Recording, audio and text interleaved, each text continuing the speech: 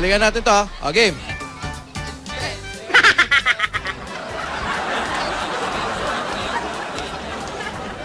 Oh, parang galing mo. Ikaw naman, bro. 20, 10, 20, 30.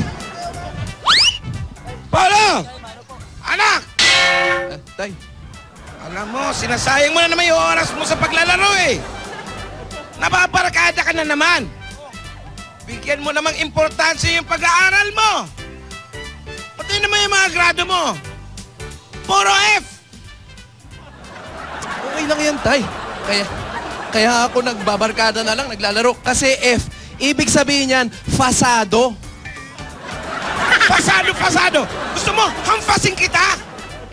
Di ba kabilin-bilin ako sa'yo? Dapat ang grado mo ay perfect! Perfect!